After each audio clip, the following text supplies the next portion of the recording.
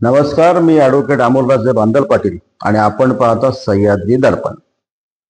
खरं तर आपण सातत्याने ब्रँड विषयी चर्चा करतो.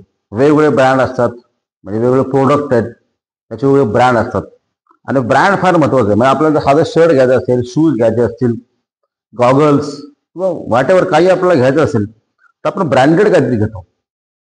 त्याचं कारण असं आहे की आपली मानसिकता असते की तो ब्रँड जर आपण घेतला तर नक्की तो टिकाऊ असेल, त्यातून आपल्याला एक वेगळं फील मिळतं. ह्या सगळ्या गोष्टी असतात. अर्थात मी याच्यावर जास्त भाष्य करत नाही. ब्रँड आहे राजकारणातला. मी आज खालापूर तालुक्यातल्या सारोळी पंचायत समिती याच्यावर बोलतोय.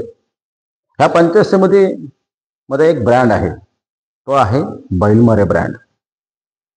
बैलमरे ब्रँड हा टिकलाय, आजही तो टिकलेला ब्रँड आहे. जर शिवसेना शिंदे गटाला किंवा राष्ट्रवादी काँग्रेस पक्षाला इथे पंचायत समिती निवडणुका लढवायच्या असतील, उमेदवार आपले द्यायचे आहेत त्यांना, दोन्ही पक्षाला, अजित पवार गट, शिंदे गट, दोन्ही पक्षाला उमेदवार द्यायचे आहेत, तर बैलमरे हे ब्रँड आहे. आणि बैलमरे ह्या ब्रँड खाली उमेदवार जर दिलं तर दोन्ही पक्षाची ताकद, दोन्ही पक्षाचे कार्यकर्ते हे चांगलं काम करू शकतात. हे असंच म्हणूया. आपण सुरुवातीला बघूया गोविंद बैलमरे यांचा ब्रँड. गोविंद बैलमरे ही ताकदवान व्यक्ती आहे. त्यांची आपण मधल्या काळात 2 पार्टमध्ये भव्य अशी इंटरव्ह्यू आपण केली होती, ती अनेकांना आवडली. कशा प्रकारे गोविंद बैलमरे यांचा रोखटोक स्वभाव आहे हे तुम्ही सगळं पाहिलं असेल. त्यांच्या मनातल्या वेदना सगळ्या तुम्ही, किंवा काय व्यथा किंवा काय व्हायला पाहिजे, कसा तो रफ अँड टफ माणूस आहे हे तुम्ही सगळं पाहिलं.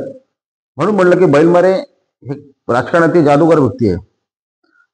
म्हणजे ते काही राजकारणात त्यांना त्यांचा इस्पीत साध्य करण्यासाठी किंवा त्यांना यश मिळवण्यासाठी किंवा त्यांना हव्या त्या गोष्टी पदरात पाडून घेण्यासाठी राजकीय ते काही करू शकतात.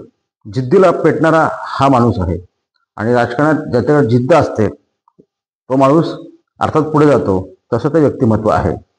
गोविंद बैलमरे यांच्या घरात यांचे चिरंजीव प्रवीण बैलमरे यांच्या पत्नी यांना जर उमेदवारी सारोळी पंचायत समितीमधून पक्षाकडून, शिंदे गटाकडून मिळाली तर नक्कीच शिवसेना सारोळी पंचायत समितीमध्ये ताकदीने काम करेल. सारोळी पंचायत समितीच्या अगदी तांबाटीपासून पौतपर्यंत शिवसेना संघटन तगडं आहे, चांगलं आहे. आणि बैलमरे हा सर्वमान्य नेता, सर्वमान्य ते घर आहे. त्याच्यामुळे पक्षात कोणाचा किंचित देखील विरोध होणार नाही. अगदी पक्षाच्या वरिष्ठ पातळीवरून देखील बैलमरे यांचंच नाव घेतलं जातं. बैलमरे यांना उमेदवारी देण्याची दाट शक्यता आहे. शक्यता म्हणण्यापेक्षा त्यांनाच मिळू शकते असं देखील आपण म्हटलं तर वावगं ठरणार नाही. भले त्या निवडणुकीला 1 महिना 25 दिवस जरी असले तरी बैलमरे हे कार्ड, हा ब्रँड ह्या सारोळी पंचायत समितीमध्ये नक्कीच चालेल, यात काही दुमत नाहीये. दुसरं अन्य देखील उमेदवार इच्छुक आहेत, परंतु ब्रँड, मी मागाशी म्हणलं ब्रँड महत्वाचा आहे. उमेदवार इच्छुक असू शकतात, परंतु शिंदे गटाला जर इथं मार्जिन हवं असेल, शिंदे गटाला जर इथं ताकदीचा उमेदवार हवा असेल आणि थोडी शांत झोप हवी असेल, निश्चिंत राहायचं असेल शिंदे गटाला, तर बैलमरे शिवाय पर्याय नाही. उमेदवार इतर देखील आहेत, परंतु बैलमरे हे परफेक्ट उमेदवार आहेत. प्रवीण बैलमरे यांच्या पत्नी यांना आपण उमेदवारी देऊ शकता. त्यांना उमेदवारी मिळाली तर संघटना अगदी ताकदीने काम करेल. कुठलेच मतभेद नाही आहेत त्यांच्या उमेदवारीवर. त्यांचा अनुभव देखील अनेकांना चांगला आहे. त्याच्यामुळे पक्ष देखील चांगलं काम करू शकतं आणि रिझल्ट देखील पॉझिटिव्ह येण्याची मोठी शक्यता आहे. म्हणजे अगदी 100 पैकी 90% मी तर मला असं वाटतं की रिझल्ट पॉझिटिव्ह येऊ शकतो. राहायला बैलमारेच, पण दुसरा ब्रँड संतोष बैलमारे हे सरपंच आहेत, राष्ट्रवादी काँग्रेस पक्षाचे विद्यमान तालुका अध्यक्ष आहेत. हा देखील एक ब्रँड आहे. तर बैलमरे, मी मगाशी म्हटलं बैलमरे हा ब्रँड आहे. आता जर संतोष बैलमरे यांना जर जिल्हा परिषदचं तिकीट मिळालेलं आहे, म्हणजे माझी अशी माहिती, मी मागे त्या व्हिडिओमध्ये त्यांना देखील तो सवाल केला होता की जो माणूस आपल्या पत्नीसाठी, अर्थात सुरेश पटेल यांनी मागच्या वेळी पत्नीसाठी इतक्या साऱ्या खस्ता खाल्ल्या, इतक्या साऱ्या संघर्षाचा प्रवास केला आणि पत्नीला निवडून आणली, पद्माताई सुरेश पडले यांना, तर त्यांना साहजिकच पक्ष त्यांच्या ह्यावेळी त्यांना न्याय देणार. त्याच्यामुळे संतोष बैलमरे यांना जिल्हा परिषदेचं तिकीट मिळण्याची शक्यता मला तरी कमी वाटते. त्यांना असू शकते, पण मला कमी वाटते. हे तिकीट सुरेश पाटील यांना पक्ष देऊ शकतो याची मला खात्रीशीर माहिती म्हणा, सूत्रांची माहिती म्हणा, काय म्हणायचं म्हणा, पण मला माझे जे आडाखे आहेत त्यात ते मला असं वाटतं की सुरेश पाटील यालाच मिळू शकतं. असो, तो तिकिटाचा विषय बाजूला ठेवूया. परंतु जर सावळी पंचायत समिती राष्ट्रवादी अजित पवार पक्षाला लढायची असेल तर संतोष बैलमारे हा देखील एक ब्रँड आहे. त्यांच्या पत्नी यांना इथं लढवावं लागेल. त्या मागच्या वेळी लढल्या होत्या, त्यांचा पराभव देखील झालेला आहे. परंतु पराभव तो मागच्या पंचवार्षिकला त्याच्या अगोदर झाला असेल, परंतु आत्ताची परिस्थिती ही बदललेली आहे. संतोष बैलमारे हे पक्षाचे तालुका अध्यक्ष आहेत. त्यांचं संघटन चांगलं आहे. त्यांच्याकडे तो शांत स्वभाव आहे. त्यांच्याकडं कार्यकर्त्याला आकर्षित करण्याचे काही गुण आहेत आणि कामगार क्षेत्र असेल, इतर सगळ्याच गोष्टी अगदी पक्षाच्या कार्यकर्त्याला मदत करणं हा त्यांचा स्वभाव आहे. त्याच्यामुळे पक्ष देखील त्यांना संधी देऊ शकतं.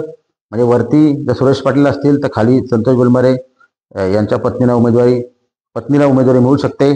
आणि मला असं वाटतं की राष्ट्रवादीकडे तसा देखील फार संतोष बैलमारे यांच्या ताकदीचा पंचायत समितीसाठी उमेदवार मला तरी कोण दिसत नाही. असतील चेहरे, मी चेहऱ्यांच्या बाबतीत काय म्हणत नाही, कोणाला कमी लेखत नाही, परंतु संतोष बैलमारे हा ब्रँड आहे. बैलमारे दोन्ही बैलमारे ब्रँड आहेत. त्यातला हा सेकंड ब्रँड संतोष बैलमारे हा देखील आहे. आणि त्यांना देखील त्यांच्या पत्नीला उमेदवारी मिळाली तर ती अगदी म्हणजे प्रवीण बैलमारे यांची मिसेस आणि संतोष बैलमारे यांची मिसेस हा बैलमारे दोन ब्रँड एकत्र टक्कर देणारे हे ब्रँड ठरू शकतात आणि ताकदीची निवडणूक पार पडू शकते.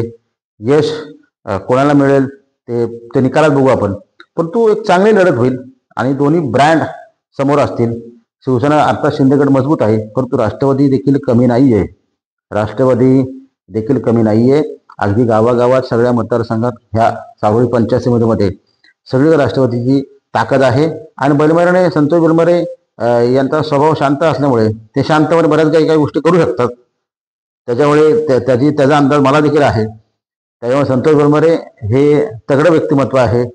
पक्षाचे ते तालुका अध्यक्ष आहेत, त्याच्यामुळे त्यांचं देखील अस्तित्व त्यावेळी पणाला लागणार आहे. त्यामुळे ते देखील अगदी ताकदीने ही निवडणूक लढतील आणि पक्षाला एक चांगला ताकदीचा उमेदवार मिळेल एवढं मात्र अनिश्चित. म्हणून म्हटलं की दोन ब्रँड आहेत, दोन्ही ब्रँडचं नाव बैलमारेच आहे आणि ब्रँड समोर येतील ही देखील शक्यता आहे.